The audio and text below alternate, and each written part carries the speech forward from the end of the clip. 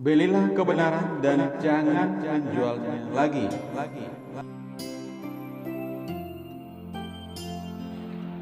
Baik, selamat pagi semuanya. Salam sejahtera bagi kita.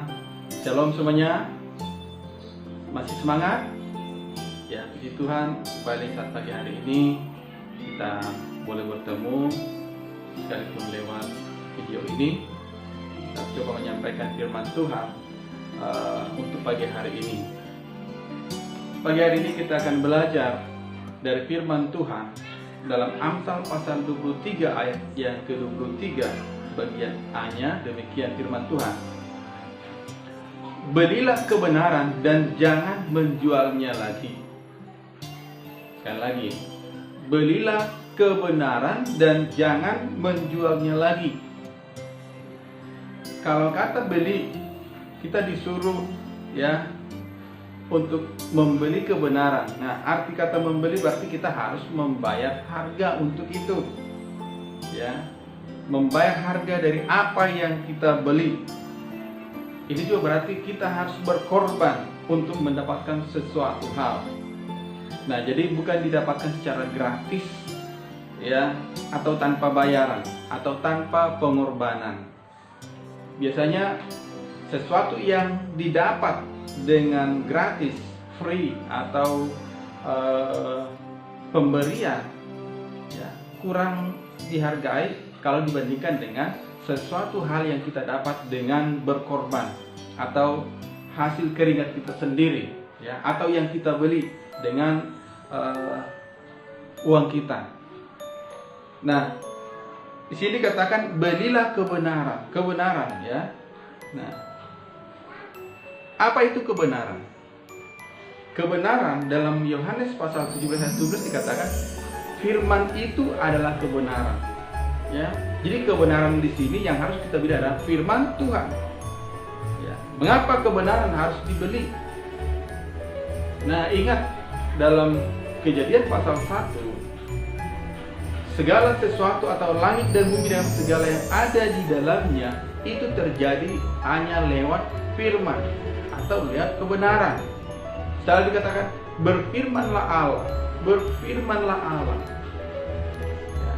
Jadi semua jadi oleh karena firman Allah atau kebenaran itu.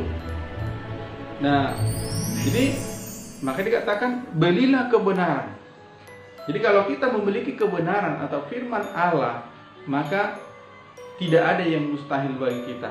Apa yang kita inginkan, apa yang sedang kamu cita-citakan, ya semuanya bisa terjadi ya dengan firman itu. Yang kedua, dalam Amsal pasal yang ke-11 ayat yang ke-4 dikatakan, pada hari kemurkaan harta tidak berguna, tetapi kebenaran melepaskan orang dari maut.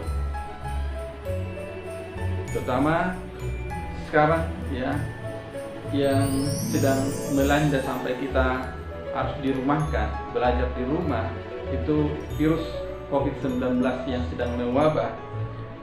Maka tidak ada jaminan ya untuk terhindar dari itu. Ya, walaupun kita sudah di rumah, ya kita tidak tahu siapa yang membawa virus itu.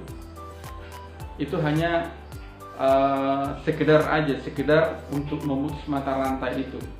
Tetapi itu pun tidak bisa menjadi jaminan bahwa kita bisa terhindar dari situ. Yang bisa menjamin 100% adalah firman Tuhan. Tadi katakan pada hari kemurkaan harta tidak berguna, sebanyak apapun uang ya, harta manusia itu tidak bisa ya menghindarkan kita dari maut. Kita lihat menteri saja kena ya, bahkan baru-baru ini kita dengarkan ada ibu pendeta juga yang meninggal karena virus itu. Ada artis juga sudah yang kena virus itu. Nah, jadi bagi kita sekarang dikatakan waspada, berjaga-jaga ya, yang terutama adalah lewat firman Tuhan ya. Pada hari kemurkaan harta tidak berguna, tetapi kebenaran atau firman Allah itu melepaskan kita dari maut. Kalau kita lihat sejarah bangsa Israel dalam kitab Keluaran itu ketika mereka masih di Mesir, ya, berbagai wabah atau tulah ada di Mesir, ada 10 tulah Tuhan berikan kepada orang Mesir. Tetapi bagi orang Israel yang juga berada di wilayah Mesir itu, tidak ada satu tulah pun yang kena.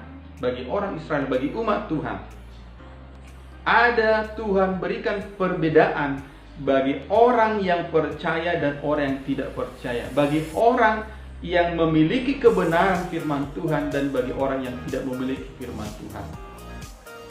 Nah, jadi ini jadi pelajaran bagi kita. Ketika kita pun disuruh untuk tinggal di rumah, ini juga berarti teguran bagi kita, ya, untuk kita memberikan waktu kita kepada Tuhan lewat beribadah, berdoa, membaca Alkitab, ya, setiap hari. Jangan cuma lagunya baca kitab suci, doa tiap hari, tapi tidak dilakukan. Nah, jadi situasi seperti ini, ketika kita disuruh untuk di rumah aja, maka itu merupakan kesempatan kita untuk mendekatkan diri kepada Tuhan. Kesempatan bagi kita untuk membaca Alkitab kita setiap hari. Ya. Kalau biasanya waktu kita hanya kita habiskan untuk kepentingan kita sendiri, ya, sekolah, pulang sekolah, lalu bermain sampai sore, makan malam, lalu nonton TV, main game, dan lain sebagainya. Tidak ada waktu untuk Tuhan. Nah, situasi sekarang ini kiranya mendorong kita untuk lebih mendekatkan diri kita kepada Tuhan. Mari kita berikan waktu kita kepada Tuhan. Belilah kebenaran itu. Ya, bayar harga. Dikatakan membeli berarti kita harus memberikan pengorbanan kita. Apa yang kita korbankan? Mungkin waktu kita, kesenanganmu, hobimu, lepaskan dulu itu, juallah itu untuk kita bisa mendapatkan kebenaran itu. Ya, jadi marilah kita belajar untuk bayar harga untuk firman Tuhan. Ya, kita berikan sikap yang terbaik menghadap Tuhan. Ya, siapkan, berikan waktumu secara khusus, ya, untuk membaca kebenaran firman Tuhan. Ya, berdoa lalu baca Alkitabmu, ya, dengan sikap yang terbaik. Ya, harus ada perbedaan ketika kita membaca buku-buku yang lain dengan ketika kita membaca Alkitab. Kenapa? Karena Yohanes 1 ayat 1 mengatakan firman itu adalah Allah. Jadi menghadap Allah dalam beribadah tidak boleh bermain-main. Ibrani pasal 12 ayat 28-29 dikatakan karena kita menghadap kerajaan yang tidak tergoncangkan.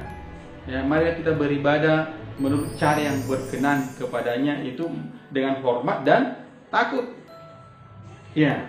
Nah, jadi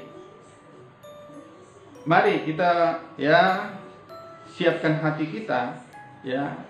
Kita abaikan dulu keinginan hati kita, juallah itu, ya. Kalau hati kita, keinginan dari kita sebenarnya hanya ingin bersenang-senang, ya, mau nonton TV, main game, ya, dan lain sebagainya itu.